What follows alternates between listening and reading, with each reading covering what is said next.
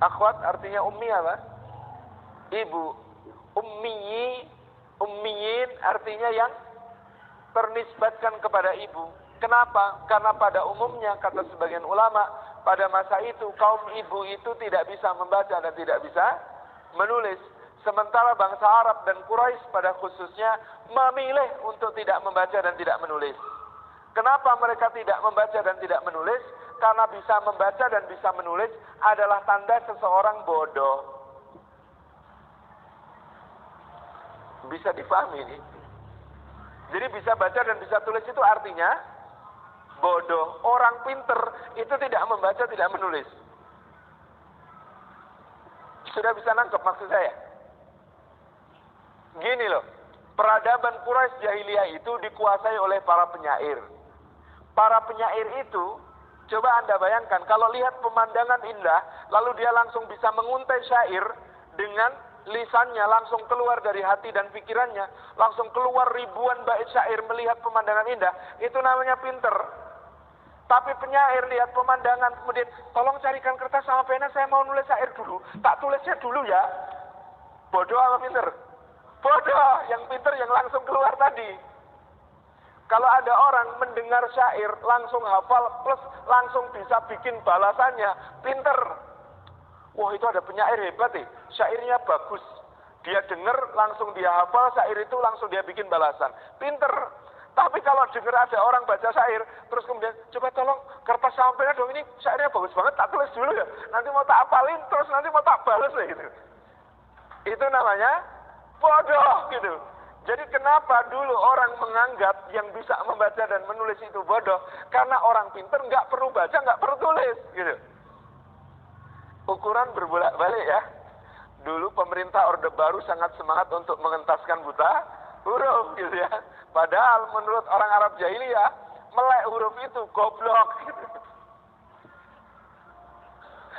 Ini keunikan peradaban berbolak-balik seperti ini, Masya Allah ya. Jadi dulu itu kalau ada orang baca nulis, oh pinter sih tapi level 2 gitu. Kalau ada orang bawa tulisan, bawa pena, bawa tinta, oh pinter sih tapi level 2, nggak elit gitu. Itu zaman Quraisy jahiliyah itu begitu. Jadi orang membaca dan orang menulis dianggap sebagai kelemahan akal. Karena orang yang pinter nggak perlu baca, nggak perlu tulis, pokoknya langsung keluar kalimat-kalimat indah dari lisannya. Itulah peradabannya para penyair pada masa itu. Jadi kita tahu ya kenapa orang Quraisy disebut ummi, karena mereka milih untuk baca, untuk tidak baca dan tidak nulis. Kenapa?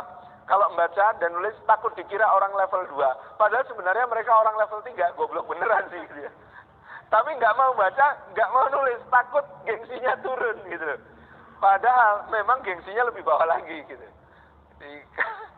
Jadi maka sebagian besar orang Quraisy memilih untuk tidak membaca dan tidak menulis. Demikian pula Nabi Shallallahu Alaihi Wasallam itu, beliau itu ummi, beliau juga tidak membaca dan tidak menulis, gitu ya. Jadi kita nggak usah maksakan, masa Rasulullah sukses itu nggak bisa baca, nggak bisa tulis. Lo memang nggak bisa baca, nggak bisa tulis, itu cerdas. Siapa bilang baca nggak bisa tulis itu goblok? Enggak, yang baca dan nulis itu yang level 2, gitu ya. Ini yang harus dipahami. Ada beberapa yang memaksakan diri. Kita menemukan hadis-hadis bukti bahwa Rasulullah itu membaca dan menulis. Saya juga punya buktinya Rasulullah itu tidak membaca dan tidak menulis. Misalnya pada perjanjian Hudaybiyah, itu Rasulullah menyuruh Ali bin Abi Thalib menghapus kalimat ini adalah perjanjian antara Muhammad Rasulullah. Rasulullahnya yang mana itu Rasulullah nggak tahu kok. Tulisan Rasulullah yang mana itu belum minta ditunjukkan mana tulisan Rasulullah yang ini. Kemudian beliau hapus. Bismillahirrahmanirrahim. Tulisan mana Ar-Rahman, mana Ar-Rahim, beliau juga nggak tahu. Yang mana Ar-Rahman, yang mana Ar-Rahim, hapuslah.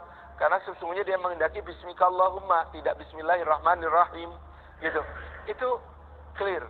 Dan Allah sendiri mengatakan, jikalau engkau dulu membaca dan menulis, niscaya orang-orang kafir itu akan mengatakan, Muhammad SAW telah mencontek satu tulisan yang lain. Karena dia bisa membaca dan bisa menulis. Justru tidak bisa membaca dan menulisnya Rasulullah, itu menjadi mukjizatnya Quran, yang Quran itu betul-betul berasal dari Allah Subhanahu wa taala.